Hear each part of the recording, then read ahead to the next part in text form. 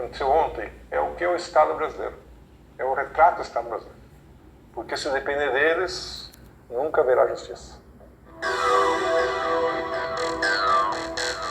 Lula perdeu em dezembro do ano em que, né, foi preso um dos seus melhores amigos. Um dos meus melhores amigos e dele, um dos melhores amigos, que foi o Sigmaringa. Ele veio aqui visitá-lo umas 2 vezes e depois o Sigmaringa adoeceu. E ele tinha uma preocupação, e o Lula sabia disso e sabe, de que o presidente soubesse que ele não estava vindo aqui porque não podia vir.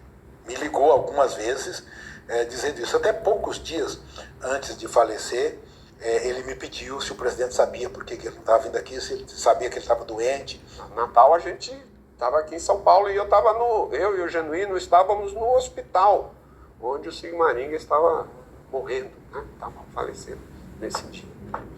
Mas eu sei que foi muito traumático para ele. E no dia que ele morreu, uma das últimas visitas que ele recebeu foi do Greenhalgh, depois eu entrei, antes da família, enfim, né, estávamos todos ali, e ele perguntou para mim, e o companheiro? Ele sempre brincava, né, e o companheiro?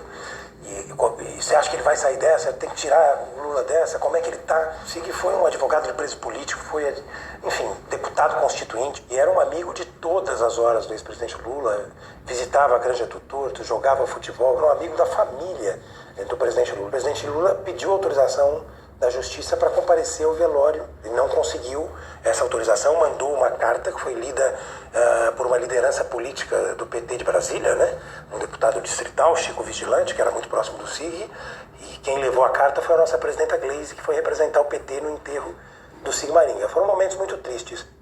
Um mês e pouco depois, morre o Vavá, seu irmão. E uma juíza energúmena lá da vara federal lá, indefere a possibilidade do Lula ir ao enterro do Vavá. Coisa que nem a ditadura fez.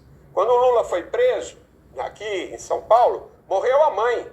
E ele teve o direito de acompanhar o enterro da mãe. Foi junto, tá certo? Com a Marisa no enterro.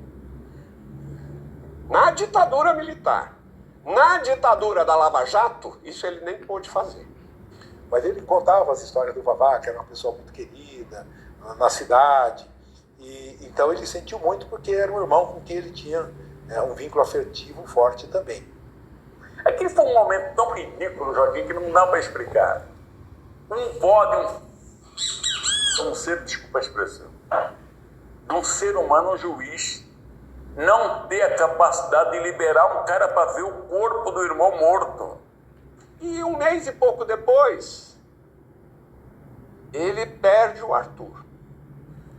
Neto que ele tinha mais convivência, foi uma tragédia. Quando ele viu entrar o capitão Moraes, aí foi que ele percebeu, nunca tinha entrado lá, aí que ele percebeu que devia ser mesmo alguma notícia mais grave.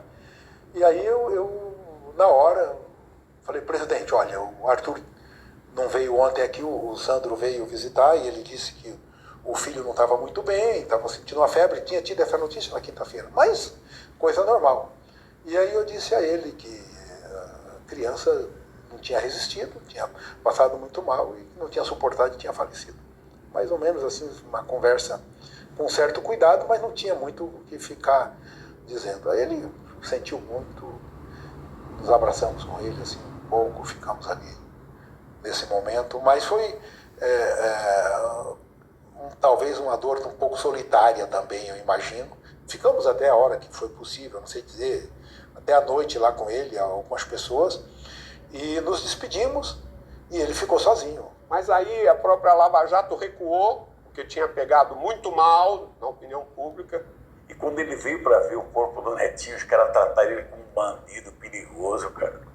Fizeram um cerco militar em torno dele, cara. Negócio maluco. Esses caras vão ter que pagar isso, viu, cara? Veio aqui em São Bernardo, a gente esteve juntos ali, ele ficou, vi que estava transtornado. Aí depois ele voltou para Curitiba. Quando ele voltou, eu estava lá esperando por ele. E ficamos mais o final do sábado ali, conversando. Afinal, às vezes só em silêncio mesmo. respeitando aquele momento. Triste para todos, mesmo os policiais que estavam ali, né, mais experimentados, a gente viu que foi comovente para todos nós ali. Quando foi à noite, o Manuel Caetano me ligou. Greenhalgh, eu estou aqui, o pessoal da Polícia Federal e nós mesmos estamos preocupados com o Lula. Porque ele vai passar o carnaval sem visitas. No dia seguinte do enterro do neto, cheguei lá, entrei, né? Dei um abraço nele e tal. Ele começou a falar do Arthur. E começou a falar no verbo presente. Esse moleque, Greenhalgh, ele pega uma garrafa d'água, por exemplo, ele põe metade de água, fecha e vira assim e a garrafa cai em pé. E aí se dava conta que ele não fará mais, que ele não vai fazer mais. Começava os olhos lacrimejantes. Eu estava agoniado, pô. Estava ali para ficar com ele, mas eu estava vendo o sofrimento dele, tá certo? Eu fui puxando a história da época da fundação do PT, né, das piadas que aconteceram, dos foras que companheiros davam, puxando ele para coisas que a gente tinha vivido juntos, né? E aí ele se equilibrava, tá certo? Não dava 10 minutos, ele voltava a falar do Arthur, e voltava a falar no presente. Eu puxava